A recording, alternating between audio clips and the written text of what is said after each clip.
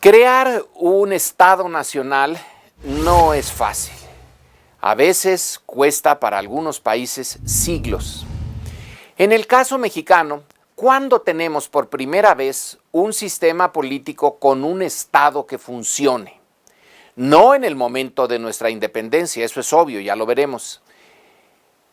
Yo considero que el momento de creación de un auténtico Estado nacional en México tiene lugar en la segunda mitad del siglo XIX, después de que se resuelve el gran tema de la disputa entre las élites, entre los liberales y los conservadores, con la intervención de los países externos. La intervención francesa fue la más obvia, pero también intervinieron los norteamericanos. La República restaurada consiste en un proceso en virtud del cual el gobierno central, personificado en Benito Juárez primero y en Porfirio Díaz después, va sometiendo a las reglas del juego político central a todas las regiones del país. Es, en cierto sentido, una negociación entre un presidente, en particular con Porfirio Díaz, un presidente que se reelige, que no hay forma de cambiarlo, y los poderes locales, caciques, caudillos, grandes terratenientes, pero también con los pueblos de la zona, pueblos indígenas, pueblos mestizos. Es una constante negociación. Es una negociación que se va a dar mientras están creando nuevas instituciones. En la parte económica, lo más interesante es el esfuerzo de los liberales por acabar con las estructuras corporativas heredadas del tiempo de la colonia.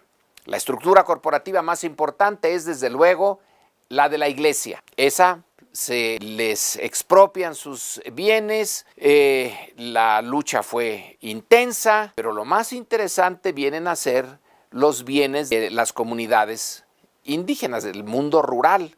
¿Cómo hacerlo para que se meta al mercado esta tierra que fue usada, usufructuada en común por las comunidades? No va a ser fácil y en realidad nunca se va a completar ese proceso. Los liberales querían que el mercado dirigiera todo, rigiera todo. No lo van a poder llevar a cabo, pero avanzan en esto de la privatización. Otro punto interesante es que México se ha quedado retrasado en su revolución industrial. Para estos momentos de la segunda mitad del siglo XIX, ya Estados Unidos va muy rápido en la industrialización. Desde luego que Inglaterra, que es la iniciadora de este proceso, pues ya va adelante y es el centro del mundo. México todavía no lo inicia. Entonces, el porfiriato, que es la segunda parte de este periodo, abre las puertas al capital externo. Y entonces se viene una ola de innovaciones que para la época fueron realmente formidables, revolucionarias. La creación de los ferrocarriles, la red ferrocarrilera. Vaya, eso puso por primera vez a todas las regiones de México, bueno, a casi todas, en contacto unas con las otras. Son las venas del nuevo sistema. Hay un mercado nacional y hay una posibilidad de que el centro político, que es la presidencia fuerte de Porfirio Díaz, pueda hacer sentir sus deseos, imponer sus órdenes en todas partes del país. Además, es por la vía de los ferrocarriles donde puede movilizar las fuerzas. El ejército no es importante con don Porfirio, aunque él es general y un general muy exitoso, por cierto. Pero el ejército es pequeñito. Lo que es importante son los rurales de la Federación. Una fuerza policíaca, militarizada, que puede ir de un lado a otro por la vía de los ferrocarriles e imponer el orden en aquellos sitios en donde hay algún tipo de conflicto abierto.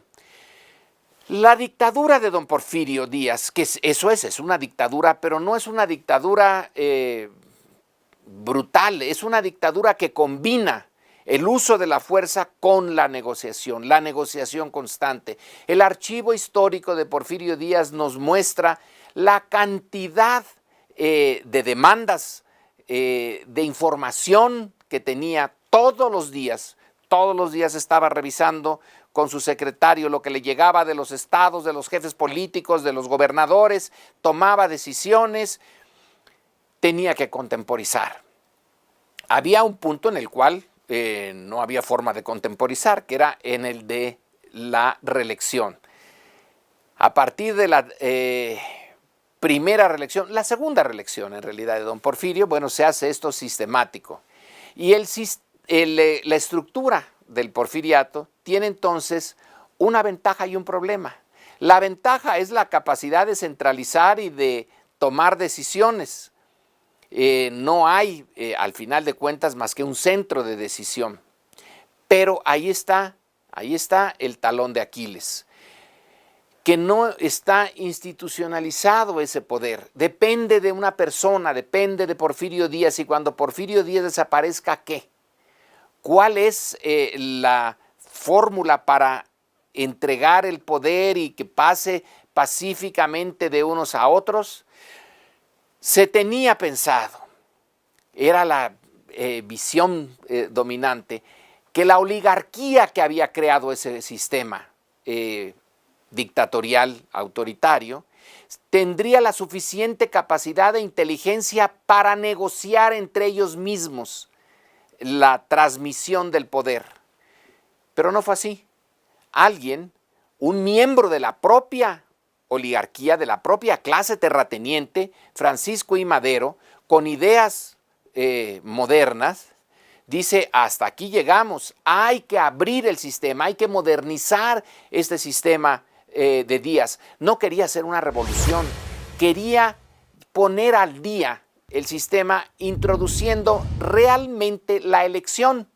Y entonces, bajo el lema sufragio efectivo, no reelección, va a proponer un movimiento de oposición que entre 1910 y 1911 se va a convertir en algo que nadie o muy pocos realmente esperaban, en una revolución, en la Revolución Mexicana, que terminó con el gobierno de Porfirio Díaz y abrió un periodo de 10 años de guerra civil muy intensa y que dieron por resultado un sistema político igualmente autoritario, pero mucho más modernizado.